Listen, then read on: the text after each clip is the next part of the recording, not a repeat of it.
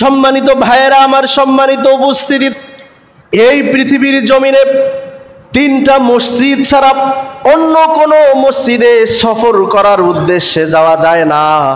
আপনি পৃথিবী সফর করবেন কিন্তু মসজিদে গিয়ে আপনি সফর করবেন না, কেননা এই মসজিদে শুধুমাত্র ইবাদত হবে। জোরে বলেন কার? মসজিদে ইবাদত হবে কার? আল্লাহ। এই মসজিদে আল্লাহর ইবাদতের উদ্দেশ্য ছাড়া এমনিতেই সফর করার উদ্দেশ্যে মসজিদে আসা যাবে না, শুধুমাত্র তিনটা মসজিদ ছাড়া। জোরে বলেন কয়টা মসজিদ ছাড়া? তিনটা মসজিদের এক নম্বর হলে বাইতুল্লাহ, মক্কাতুল মুকাররমা, কাবা শরীফকে আপনি সফর করার উদ্দেশ্যে যেতে পারেন। দুই নম্বরে হচ্ছে মসজিদে নববী, মদিনা মুনাওয়ারায় যে মসজিদে নববী অবস্থিত সেইখানে আপনি সফর করার জন্য যেতে পারেন। তিন নম্বরে হইতেছে ওই ফিলিস্তিনের জমিনে, ফিলিস্তিনের জেরুজালেমে অবস্থিত মসজিদুল আকসা, বাইতুল মুকাদ্দাস। এই তিন নম্বর এই বাইতুল মুকাদ্দাসে আপনি সফর করার জন্য যেতে পারেন। জোরে বলেন সুবহানাল্লাহ। সম্মানিত উপস্থিতি, সম্মানিত হাজিরিন, এই মসজিদগুলোতে সফর করলে কি লাভ, কি উপকার হবে? বিশ্বনবী সাল্লাল্লাহু আলাইহি ওয়াসাল্লাম হাদিসের মধ্যে আমাদেরকে জানিয়ে দিয়েছে, কোন বান্দা যদি বাইতুল মুকাদ্দাসে এক রাকাত নামাজ আদায় করে, আল্লাহ রব্বুল আলামিন 500 রাকাত নামাজ আদায় করার সওয়াব আল্লাহ তার আমল নামায় দান করে দেবে। জোরে বলেন সুবহানাল্লাহ। অন্য কোন মসজিদের ব্যাপারে বলে নাই। বাইতুল মুকাদ্দাসে এক রাকাত নামাজ আদায় করলে কয় রাকাত নামাজ আদায় করার সওয়াব? জোরে বলেন 500 রাকাত। তারপরে কেউ যদি মসজিদে নববীতে, মদিনা মুনাওয়ারায় মসজিদে নববীতে কেউ যদি এক রাকাত নামাজ আদায় করে, আল্লাহ রব্বুল আলামিন ওই বান্দার আমল নামায় 1000 রাকাত নামাজ আদায় করার মতো সওয়াব দান করে দেয়। জোরে বলেন সুবহানাল্লাহ। সর্বশেষ কেউ যদি মক্কাতুল মুকাররমায় মসজিদে হারামে এক রাকাত নামাজ আদায় করে, আল্লাহ রব্বুল আলামিন ওই বান্দাকে 1,00,000 রাকাত নামাজ আদায় করার মতো সওয়াব আল্লাহ তাকে দান করে দেয়। জোরে বলেন সুবহানাল্লাহ। শুধুমাত্র এই তিনটা মসজিদ ছাড়া পৃথিবীর অন্য কোনো মসজিদের ব্যাপারে এইরকম ফজিলত আল্লাহ উল্লেখ করে নাই। সম্মানিত প্রিয় ভাইরা আমার, এইটাই হইতেছে বাইতুল মুকাদ্দাস, যেখানে এক রাকাত নামাজ আদায় করলে কয় রাকাত নামাজ আদায় করার সওয়াব পাওয়া যায়? 500 রাকাত। তারপরে এই বাইতুল মুকাদ্দাসটা কখন তৈরি করা হয়েছে? বিশ্বনবীর হাদিস থেকে আমরা জানব, মসজিদে হারাম অর্থাৎ মক্কাতুল মুকাররমা মসজিদে হারাম তৈরি করার 40 বছর পরে এই বাইতুল মুকাদ্দাসটা তৈরি করা হয়েছে। জোরে বলেন সুবহানাল্লাহ। মক্কা মুকাররমা তৈরি হওয়ার কত বছর পরে? 40 বছর পরে এই বাইতুল মুকাদ্দাস তৈরি হয়েছে। মক্কাতুল মুকাররমার ইতিহাস আমি অনেক আগে এক জুমায় আপনাদেরকে আমি বলেছিলাম। এই যে মক্কাতুল মুকাররমা সর্বপ্রথম হযরত আদম আলাইহিস সালাতু ওয়াস সালামের সময় থেকেই এই মক্কাতুল মুকাররমা তৈরি হয়ে গিয়েছে। জোরে বলেন সুবহানাল্লাহ। আমরা অনেকে বলি ইব্রাহিম আলাইহিস সালাতু ওয়াস সালামের সময় থেকে। হ্যাঁ, ইব্রাহিম আলাইহিস সালাতু ওয়াস সালামের সময় এসে সর্বপ্রথম মক্কাতুল মুকাররমা সংস্কার হয়েছে। এর ইতিহাস আছে, আমি ওইদিকে যাব না, আমি একদিন আলোচনা করেছিলাম। এই মক্কাতুল মুকাররমা তৈরি হয়েছে আল্লাহ রাব্বুল আলামিন পবিত্র কোরআনুল কারীমের মধ্যে জানিয়ে দিয়েছেন, ইন্না আউওয়ালা বাইতিন উদিআ লিন-নাসি লাল্লাযী বিবাক্কাতা মুবারাকান ওয়া হুদাল লিল আলামিন। সূরা আলে ইমরানের 96 নম্বর আয়াত। আমার আল্লাহ রাব্বুল আলামিন বললেন, নিশ্চয় মানুষের জন্য যে প্রথম ঘর আল্লাহ নির্মাণ করেছেন ওই ঘরের নাম হইতেছে বাক্কা। জোরে বলেন কি? মক্কার কিন্তু পুরাতন নাম ছিল বাক্কা, এখান থেকেই মক্কা নামটা এসেছে। বিশ্বনবী সাল্লাল্লাহু আলাইহি ওয়াসাল্লামের কাছে তার সাহাবী হযরতে আবু যার গিফারি রাদিয়াল্লাহু তাআলা আনহু গিয়ে জিজ্ঞাসা করলেন, ইয়া রাসূলুল্লাহ, ইয়া হাবিবাল্লাহ, আইয়ু মাসজিদু উদিআ ফিল আরদিল আউয়াল, পৃথিবীর সর্বপ্রথম মসজিদ কোনটা? বিশ্বনবী বলেছেন আল মসজিদুল হারাম, সর্বপ্রথম মসজিদ হইতেছে মসজিদে হারাম। সর্বপ্রথম মসজিদ কি? মসজিদে হারাম। বিশ্বনবী সাল্লাল্লাহু আলাইহি সাল্লামকে সাহাবী আবার জিজ্ঞাসা করলেন, ইয়া রাসূলুল্লাহ, সুম্মা আইয়ি, অতঃপর কোন মসজিদ? বিশ্বনবী সাল্লাল্লাহু আলাইহি ওয়াসাল্লাম বললেন, কাবা শরীফের পরে পৃথিবীতে ওই মসজিদে নির্মাণ করা হয়েছে, সেই মসজিদটা হচ্ছে আল মসজিদুল আকসা। সুবহানাল্লাহ। কাবা শরীফের পরে কোন মসজিদটা নির্মাণ করা হয়েছে? মসজিদে আকসা। তখন সাহাবী বিশ্বনবীকে জিজ্ঞাসা করলেন, কাম কানা বাইনিহিমা, এই দুই মসজিদ নির্মাণের মাঝে কত বৎসরের তফাৎ, অর্থাৎ কাবা শরীফ নির্মাণের কত বৎসর পরে এই মসজিদ আকসা নির্মাণ করা হয়েছে? বিশ্বনবী বললেন, আরবাউনা সানাতান, কাবা শরীফ নির্মাণের 40 বছর পরে এই মসজিদ আকসা নির্মাণ করা হয়েছে। সুবহানাল্লাহ। বুখারী মুসলিম শরীফের হাদিস। সম্মানিত প্রিয় ভাইরা আমার, তারপরে এই মসজিদে আকসার গুরুত্ব, ফিলিস্তিনের গুরুত্ব এত বেশি আমাদের কাছে কেন? তার কারণ হলো কুরআনুল কারীমের মধ্যে আল্লাহ রাব্বুল আলামিন 2টা মসজিদের নাম উল্লেখ করেছে। কোরআনে আল্লাহ 2টা মসজিদের নাম উল্লেখ করেছে। আচ্ছা বলেন তো, পৃথিবীতে কতগুলো মসজিদ হিসাব আছে? লক্ষ লক্ষ মসজিদ না পৃথিবীতে? বলেন তো, কোন মসজিদের নাম কোরআন শরীফে আছে? কোন মসজিদের নাম কোরআন শরীফে আছে? কোন মসজিদের নাম নাই। শুধুমাত্র 2টা মসজিদের নাম আল্লাহ কোরআনে দিয়েছে। জোরে বলেন, কয়টা মসজিদের নাম? একটা মসজিদের নাম হইতেছে বাইতুল্লাহ, কাবা শরীফ, আর একটা মসজিদের নাম হইতেছে মসজিদুল আকসা। জোরে বলেন সুবহানাল্লাহ। আল্লাহ রাব্বুল আলামিন কুরআনুল কারীমের সূরা বানী ইসরাঈলের প্রথম আয়াতেই নাজিল করে জানিয়ে দিলেন, সুবহানাল্লাযী আসরা বিআবদিহি লাইলাম মিনাল মাসজিদিল হারামি ইলাল মাসজিদিল আকসা। আল্লাহ কি করেছেন? মেরাজের রাত্রিতে আমাদের নবীকে মসজিদ হারাম থেকে নিয়ে মসজিদ আকসা পর্যন্ত সফর করিয়েছে। জোরে বলেন সুবহানাল্লাহ। তাহলে কোরআনে মসজিদ আকসার নাম রয়েছে। এই মসজিদ আকসার মধ্যে হামলা করবে, মসজিদ আকসার মধ্যে মুসলমানদেরকে ঢুকতে দেবে না, মসজিদ আকসাকে তারা বন্ধ করে রেখে দেবে, মসজিদ আকসার নামাজরত মুসল্লিদের উপর তারা হামলা করবে। কোরআনে বর্ণিত এমন একটা মসজিদ নিয়ে কেউ যদি ষড়যন্ত্র করে, পৃথিবীর কোনো মুসলমান বসে থাকতে পারে না। জোরে বলেন ঠিক কিনা? সম্মানিত প্রিয় ভাইরা আমার, প্রিয় উপস্থিতি, তারপরে মসজিদে আকসা আমাদের কাছে, ফিলিস্তিনের জমিনটা আমাদের কাছে গুরুত্ব হওয়ার আর একটা কারণ হলো, মুসলমানেরা যেই দিকে ফিরে নামাজ আদায় করে কাবা শরীফের দিকে, এই কাবা শরীফের দিকে নামাজ আদায় করার আগে আমাদের কেবলা কোনটা ছিল? জোরে বলেন। কাবা শরীফের দিকে নামাজ আদায় করার আগে আমাদের কেবলা কোনটা ছিল? মসজিদে আকসা। যেই মসজিদ আমাদের মুসলমানদের পূর্ব কেবলা, যেইখানে আমরা নামাজ আদায় করেছি, এই সম্পর্কে আল্লাহ রাব্বুল আলামিন কুরআনুল কারীমের মধ্যে জানিয়ে দিয়েছেন, অদনারা তাকাল্লুবা ওয়াজহিকা ফিস সামা ফালানুওয়াল্লিয়ান্নাকা কিবলাতান তারদাহা ফাওয়াল্লি ওয়াজহাকা শাতরাল মাসজিদিল হারাম। বিশ্বনবী সাল্লাল্লাহু আলাইহি সাল্লাম তিনি তার মন থেকে চেয়েছিলেন যে কাবা শরীফের দিকে কি হোক, কিবলাটা আমার হোক। তিনি এই কারণে বারবার আকাশের দিকে তাকিয়েছিলেন। একদিন বিশ্বনবী সাল্লাল্লাহু আলাইহি সাল্লাম নামাজরত অবস্থায় আল্লাহ আয়াত নাজিল করে মসজিদ আকসা থেকে তিনি মুখ ফিরিয়ে মসজিদ হারামের দিকে নামাজ আদায় করার জন্য বলেছিলেন। এই যে সর্বপ্রথম মুসলমানদের কেবলা মসজিদ আকসা, আর এই মসজিদ আকসাকে নিয়ে ষড়যন্ত্র করবে আর পৃথিবীর মুসলমান বসে থাকবে, এটা কি মগের মুল্লুক নাকি? জোরে বলেন ঠিক কিনা? সম্মানিত প্রিয় ভাইরা আমার, আমাদের প্রথম কেবলা, যার কারণে এই মসজিদ আকসা, ফিলিস্তিনের প্রতি আমাদের সম্পর্ক আছে না নাই? জোরে বলেন। তারপরে এই মসজিদ আকসার গুরুত্ব আর একটা কারণ হলো, বিশ্বনবী সাল্লাল্লাহু আলাইহি ওয়াসাল্লাম, আমাদের কলিজার টুকরা নবী, যখন আল্লাহর সঙ্গে দেখা করার জন্য মেরাজে গিয়েছিলেন, এই মেরাজে যাওয়ার আগে এই মসজিদ আকসার মধ্যে তিনি নামাজ আদায় করেছে। সুবহানাল্লাহ। তিনি মেরাজে যাওয়ার আগে এই মসজিদ আকসার মধ্যে কি করেছে? নামাজ আদায় করেছে।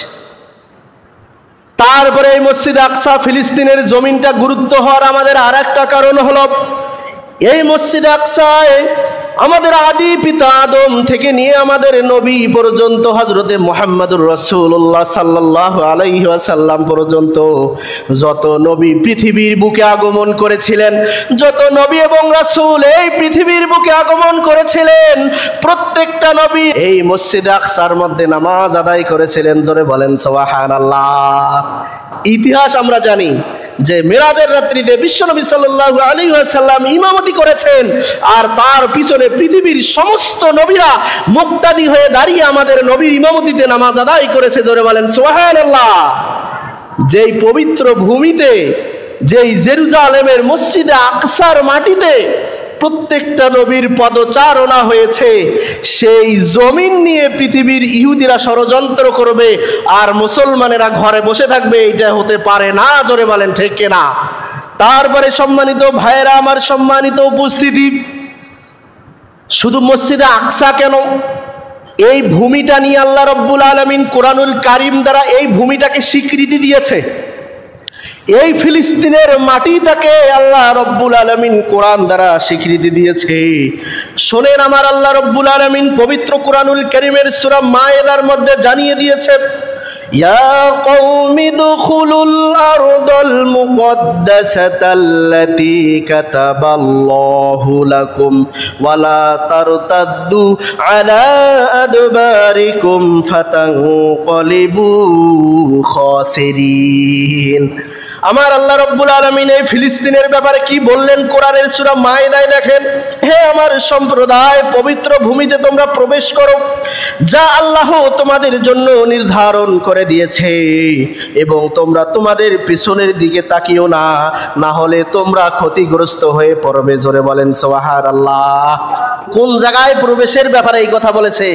ইয়া কওমি দুখুলুল আরদাল মুকদ্দাসাতাল্লাতী, এই মুকদ্দাস যেই ভূখণ্ডে রয়েছে, যেই জমিনে রয়েছে, এইখানে তোমরা প্রবেশ করো, কেননা এইটা পবিত্র ভূমি। ঘোষণা দিয়েছেন তিনি কে?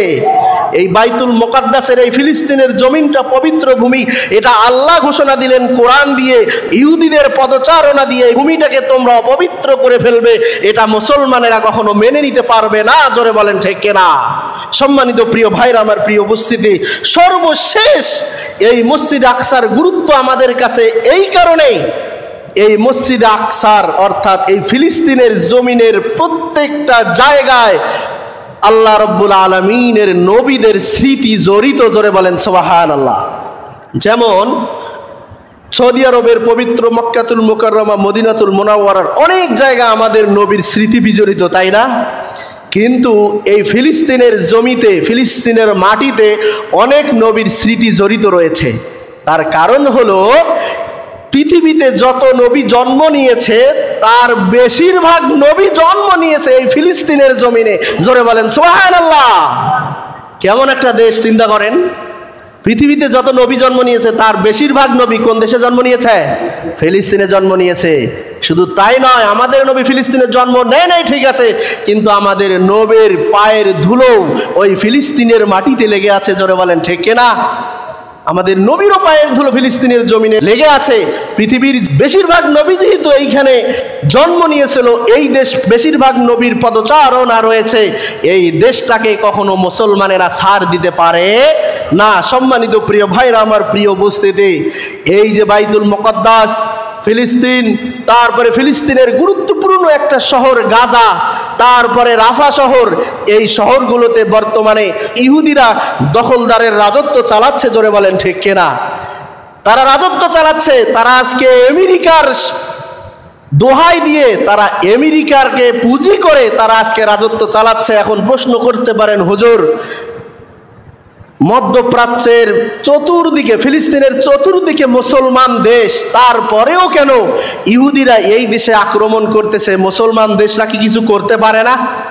সম্মানিত প্রিয় ভাইয়েরা আমার, মুসলমান দেশ থাকলেও কিন্তু আল্লাহ রাব্বুল আলামিন যেই জাতিকে ধ্বংসের নিম্নতম স্তরের কথা বলেছে তারা হইতেছে মুনাফিক।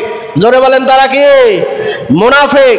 এই মুনাফিক নামক ইসলাম বিদ্বেষী লোকগুলো মুসলমান নামধারী থাকার কারণে আজকে সমস্ত বিশ্বের মুসলমানেরা ঐক্যবদ্ধ হয়ে ফিলিস্তিনকে বাঁচাতে পারতেছে না। জোরে বলেন ঠিক কিনা?